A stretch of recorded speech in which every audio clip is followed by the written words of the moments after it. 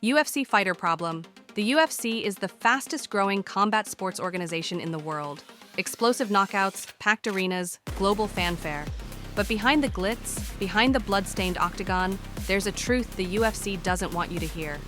Alex Pereira, former Glory kickboxing champion, UFC Hall of Famer, and one of the most feared knockout artists of our time, has just hinted at possible retirement.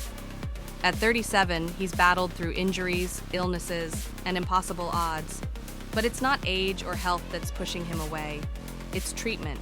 Treatment from Dana White and the UFC. He's not alone. Fighter pay in the UFC is a crisis hiding in plain sight. It's one of the most profitable sports leagues on the planet, and yet its athletes, the ones bleeding for the brand, are paid pennies on the dollar. Let's talk numbers. UFC 291 generated an estimated $50 million in total revenue. The total disclosed fighter payroll? Just $3.5 million. That's 7% of the event's revenue going to the fighters. In comparison, the NFL Players Union secures 48% of league revenue for its athletes. NBA players get roughly 50%. Even boxers, often called unorganized, can earn 60 to 70% of event revenue. Conor McGregor, arguably the most recognizable face in MMA, had to step into a boxing ring with Floyd Mayweather in 2017 to finally see a $100 million payday. He made more in one night of boxing than his entire UFC career combined. Francis Ngannou, former UFC heavyweight champion, walked away from the company entirely. Why? He was asking for fair fighter pay, health insurance, and sponsorship rights. The UFC called him difficult. In boxing, he earned more in a single fight with Tyson Fury, over $10 million, than in his last 5 UFC fights combined. Meanwhile, Dana White, the mouthpiece of the UFC, dismisses these facts. When asked about fighter pay, he deflects, mocks, and doubles down. But the numbers don't lie.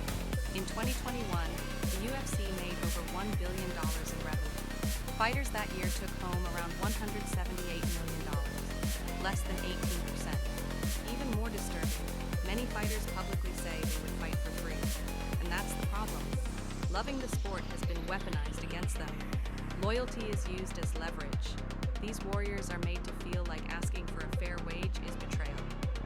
Alex Pereira fights sick. He fights injured. He fights for fans, for legacy, and he gets treated like he's disposable. The UFC thrives because of men and women like Pereira. But when they ask for what they're worth, the door slams shut. Fans chant their names. We buy the pay-per-views. We wear the merchandise. But how much of that actually goes to the fighter who just gave us a lifetime memory? Until the UFC is forced to reckon with its business model, the blood in the octagon will remain underpaid, and the warriors we admire will keep walking away, not because they can't fight, but because they're finally tired of being exploited for it. The truth is simple. Fighter pay isn't a debate, it's a disgrace. And if no one else will say it, we will. That's what we do here. This is FreePizza, serving you the slice of truth they don't want you to taste. Like and subscribe. See you next time.